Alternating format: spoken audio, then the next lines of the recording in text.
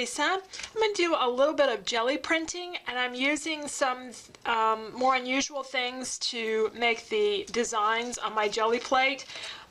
Things that I haven't done, I don't think, in other videos.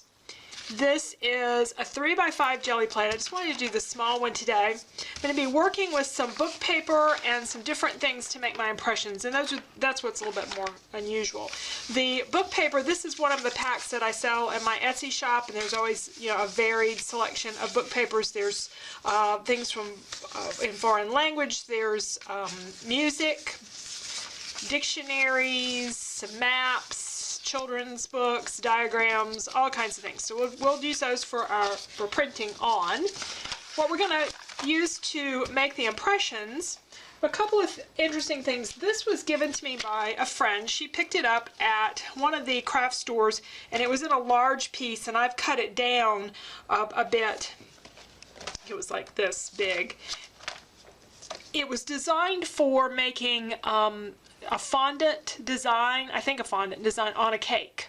My cake icing skills are about 30 years out of date, so I don't know what all people do with cakes these days, but I think that's what it was originally for, and I think it's going to make a great impression. I haven't tried it, we're going to see, but it was so large I went ahead and cut it down to a size that I could use with my 8x10 jelly plate and then some additional sizes.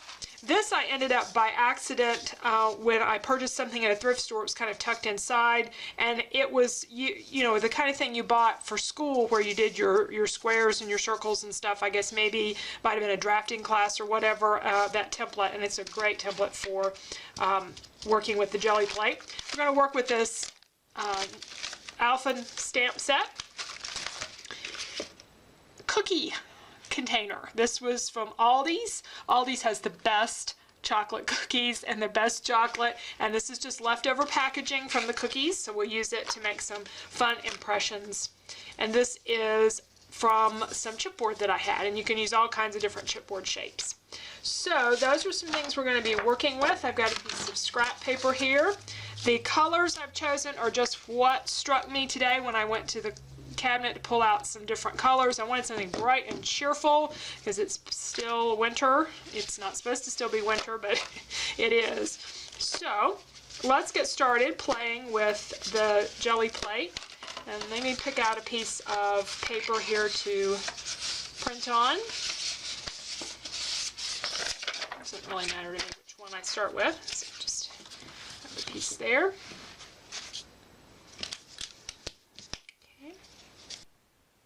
Okay, I've got way too much of that blue paint on there, so I'm just going to put some of that aside.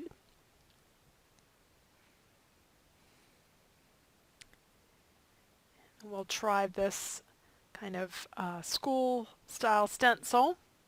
And I always keep a piece of white paper there to stamp or press things off. And then a lot of times you can get 2 passes with the design and even get some more of the paint off of the roller. And this is that cool thing from the cake decorating department.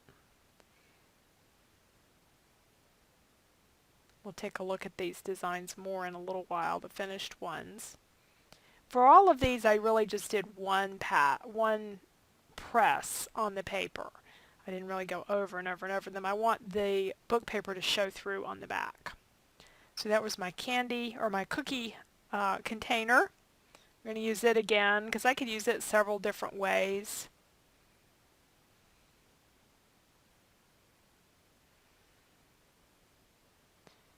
Then we're going to try this piece of chipboard. This was kind of an unusual shaped chipboard, and I just did it over and over again. Created a neat design. You can do use all kinds of chipboard for these sorts of designs. Just take the raw chipboard and press it right into your paint covered jelly plate. And the thing I think I had the most fun with was this stamp set. I used just different letters. I tried to use letters like X's, O's, A's, things that are the same in a mirror image. If you use, well, the letter D or P, those are become the opposite when in mirror image, but if you use something like a K, it's going to be backwards when you print it. So this way it didn't matter if it were backwards. The V, there's lots of letters that you could use, and those were a lot of fun. I did a lot with those with that large stamp set. It's an old one. I've had a very long time, so sometimes you can get some really fun things with your stamps, and if you use your acrylic stamps, then they're very easy to clean up.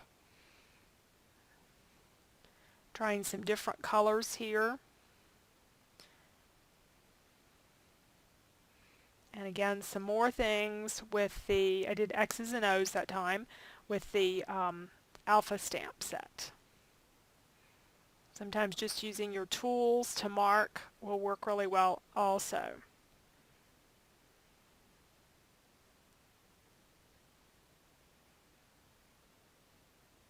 You'll notice I'm wearing disposable gloves because it gets really messy, and I find that just makes a huge difference.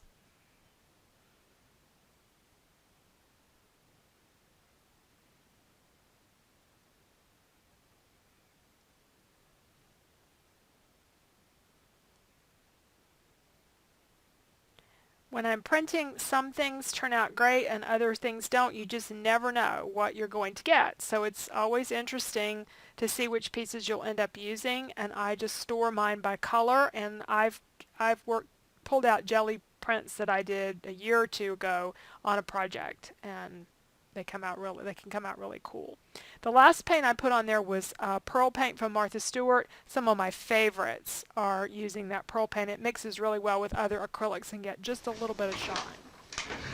I am super pleased with how easy this was to clean. Just ran it under warm water and all the paint just came right off of it really, really easily. Now, these are the prints that I got, so I thought I'd share some of those so you can see a little bit of the detail. And we'll start doing some card things with them. Just did X's and O's over and over again to get that print. Now I could have done multiple prints. I could have done additional layers on these, but I just did one layer with them because we're going to be doing other things on the cards. This is one where I had quite a bit of color on my Gelli plate, so I got some really interesting colors and designs with that. One with this, and some of this paint, which is the pearl paint. It gives it that glistening effect. And then these were the ones where I sort of stamped off, if you will. So the next thing I'm going to do is figure out some things that I want to do with these card-wise. They make great backgrounds, but you can also use them for elements, like to die cut them and things. So let's see what kind of fun we can have. Oh, and another fun thing you can do with them, since I didn't do multiple layers here, you can go and stamp and stencil on top of these layers if you want to add some more interest to them. The one I really love is this one with the drawing and stuff in the back. I really like those. I think that's fun elements for a card, especially a masculine card. So let's see what we can do with these. And a quick tip to clean your craft mat. If you have an old Pampered Chef scraper, it will really peel the paint right off. So that's just a great way to get the paint off of a Ranger craft mat. For the first card, I'm going to use these two Gelli prints, the ones that were on some type of technical paper, so they have some drawings and line drawings and that kind of thing. I'm going to do a masculine birthday card. I'm actually going to do a couple of these. I do a lot of times when I'm doing this kind of thing, just to use up my materials, and one might turn out a little better than the other, and one of these is going to be my husband's birthday card. That's what I'm envisioning. So I'm going to trim these down into strips and then put them on this background paper. The green should get all covered up, but I just grabbed some scrap cardstock from one of my scrap drawers, and then I've also got some washi tape that we're going to work with here. The stamp set I've selected to go on top of this is one called Office Accruement. I have had this a long, long time. It was one of the early sets that I bought because I was doing a scrapbook. that had a theme that this would work really well with. So I've used it for a lot of things, but I thought it would be fun to stamp this and then for his birthday mark the month and day and year that he was born on the card, and maybe original and some of those kind of things. I thought those would be sort of fun to put on top of the card. So I'm going to fast forward as I work on after I cut these and start putting it together. I did want to show you one thing that's kind of a nice byproduct when you're using chipboard to press in, whether it's leftover chipboard or a design something, you end up with these fun colors. And lay these pieces across, and I'm not worried that they don't get stuck down really good, because they're going to have some washi tape over the top of them that will help adhere everything. And I did underestimate the size a little bit when I was cutting that green paper. I made it a little too large. So I'm going to have to do some piecing, but that'll just make it all the more interesting to piece some of the papers together. And I don't end up with really enough to cover 2 full cards, but that's okay too. I have some left over here, but not quite enough for a second card.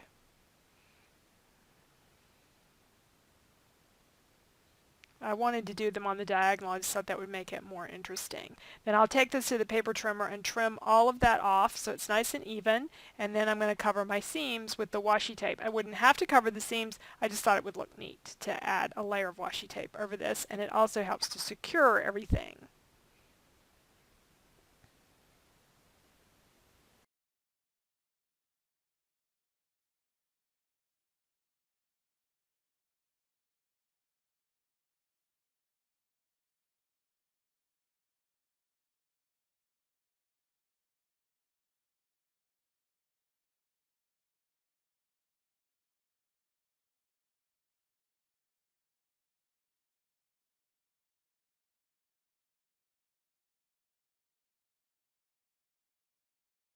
The card, I stamped a few of the stamps.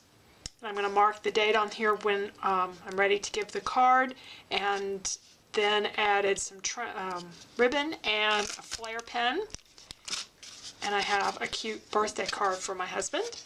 And then I used some of the other pieces that I had with several of these scallop punches from Stamping Up. I just layered some flowers or designs there from the different jelly prints that I did, and then I used a piece of the map print that I had not done anything else extra with, just added a little bit of inking around the edge, and that made a fun all-purpose card that could actually be positioned either way. I think this would be great since it has sort of a travel theme with that map on there, maybe to put tickets or something in there as a surprise gift, that type of thing.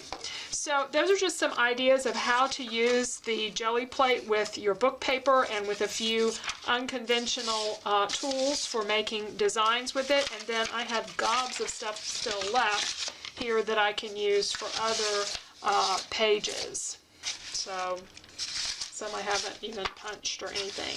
So I've got a lot more that I can work with, and I just store my jelly prints by color in a vertical or a expanding file, accordion file folder, and then I can use them for other projects. I hope you enjoyed the cards for today and working with the jelly prints. If you are interested in book paper, I have some over on my Etsy shop. Some variety packs to kind of get you started and see what kinds of things you like working with. Thanks again for watching, and I hope you'll come back and watch another video. Bye.